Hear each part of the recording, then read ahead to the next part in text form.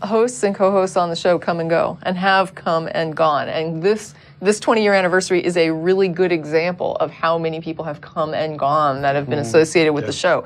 If any one of us were to leave, the show would continue. There would be a new person put on. It would just go on as a new with a little bit of a different voice. Get a life of its own. It is the show that matters, not the people. And I think that's a real important takeaway, that don't get too attached to personalities on the program. It's about the content, and there's a lot of people that put that come together, put that content out.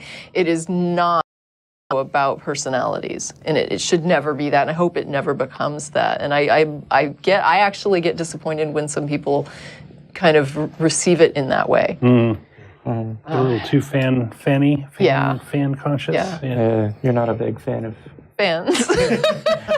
You like fans, but I like people that appreciate the effort, and what it does. The fawning is a bit much. Right. But I don't get any of that. I don't like. Tracie gets it, but I don't like when it becomes like cult of personality. That's not what it should be. I mean, it almost reminds me of that film Kumare, where he's trying the philosophy of he's a guru that tells people to be their own guru. Right? Like that's his message. All leaders are fakers. Yeah. And I'm the biggest faker of all. And he's actually pretending to be Yes. And it's kind of amazing. I mean, I feel like what the show, for me anyway, as an ex-conservative Christian, is about getting people out of that idea of of aggrandizing a personality, of worshiping something or exalting something in some way. And it doesn't have to be to the level of a god. Just looking at other people and thinking they're better than yourself in a real human value way, to me, relating to the self. So people should see themselves as more, I mean, yes, we all have different capabilities, but in the end, we're all human beings and we do have an equal value. And that's one of the things I like about living in a country where, at least theoretically, we are told that the ideal should be to strive for equality, no matter what your capacity, no matter what no matter what you're born into. And when I see people lose sight of that and say things about like looking up to somebody, or they put you on a pedestal in some way, or they use language that is like puts somebody here and someone there, I get really disappointed. That's what religion does to people. That's what religion teaches you. And when you get out of that, you should work very hard to get away from that idea that someone's telling you something, or that you need to listen to someone else, or that someone is so much smarter that you should just do what they say, or just believe whatever they say. Make up your own mind, be your own person. Yes, absolutely. Right. And you can trust that because Tracie said it. Right. But Tracie, what if they're rich and famous? Yeah. And so here's your opportunity. Yeah, going kind of off what you were saying about how many hosts and co-hosts we've had over the years and stuff like that, it's never been anything where we've run auditions and had people come in and try out for the spot. I mean, try out, come on as a guest. It's a great point. If you just want to do something. I remember Matt even coming on. It was when I was hosting the show, and he was a caller. He called in. We had I can't even remember now, but he ended up coming to the after dinner show. It was at Chili at the time, so he sat down with us and we had a good chat. It was a lot of fun. He started coming to the show, helping out, doing prep and things like that, setting up. And then one day Jeff didn't show up as a co-host that day for whatever, some cancellation. I'm hosting. Matt, you want to be on today? Sure. Take a seat. Get mic'd up. We're on in 30 seconds. Well, to be fair, he had a topic in his pocket. He had prepared for just such an occurrence. So kudos for preparation too. I actually love that point. I'm glad you're making it. And one of the things that I've been confronted with at some of the events and dinners and things are people coming up to me and saying, "Well, how would I get on the show?" Ask. And not ask. I usually say, first get involved. So the first thing you're going to want to do is join the group, because you can never be on the show unless you're a member. Okay. So you need to have a membership with ACA. Then start volunteering and show that you have something to offer. Like I came to the group saying I have this cartoon that I'm working on that I've been drawing and that I want to pursue, and what does anybody think of this? And I go, so you have to kind of, and like with Matt, you know, he was serving on the board of directors. He was taking on a lot of tasks that people didn't want to do.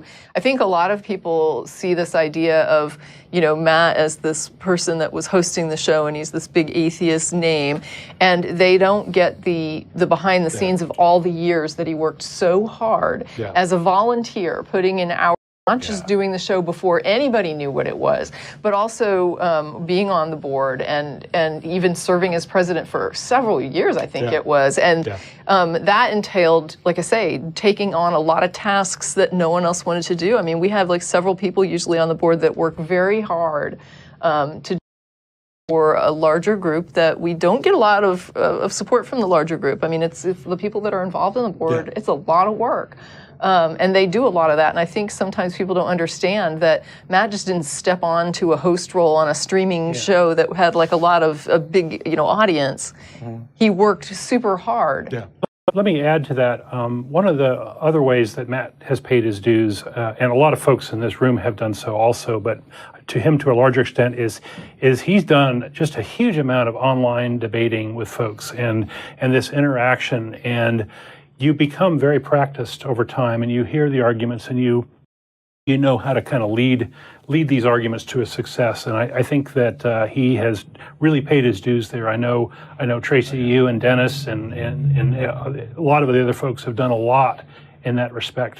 But that's a big part of, I think, being an atheist, being a public atheist. Yeah, but I think to Ashley's point about not having interviews or not having auditions, I mean, for example, I know that John Iacoletti's background and for how he got on the show, he was on the crew for a while, for a long time. And then what happened was we had a slot and there was some discussion about it, and John stepped forward and he said, hey, I've put in a lot of time, a lot of effort, an opportunity. And we were like, that's fair.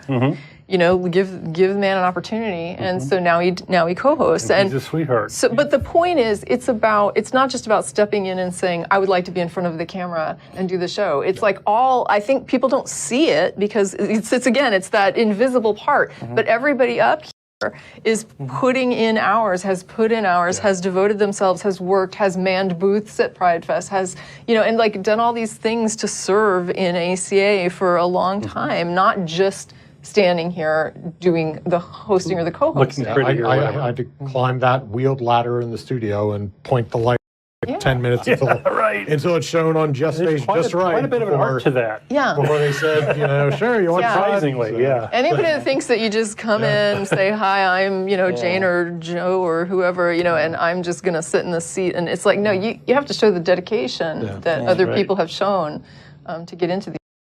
Everybody knows the atheism. Most people also know the Austin, but only very few people realize that there's the community.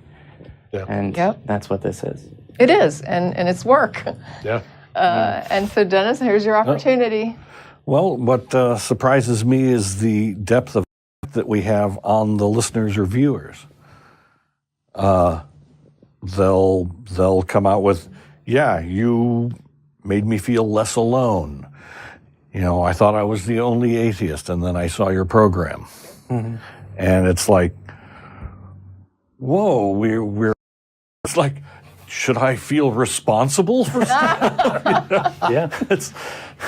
It's pretty surprising. Okay, so we're going to roll out of here, but I do want to just respond to that really quickly because I think that's an excellent point as well. People will ask me sometimes about my experience and, you know, that sort of connection. What I find is that atheists, like myself, sometimes we take, I guess, for granted the amount of atheist community that we have, because we have such a great community here in Austin, and there are areas where people are far more isolated, and I find that the people who are most touched are generally the people who don't have that community where they are, or they're surrounded by communities that are especially conservative, and so it is very important for them to see the outreach. People who are alone and afraid of being outed and things like that. And it's hard sometimes for me to relate to that, living where I do and being involved in this like I am with all these great people.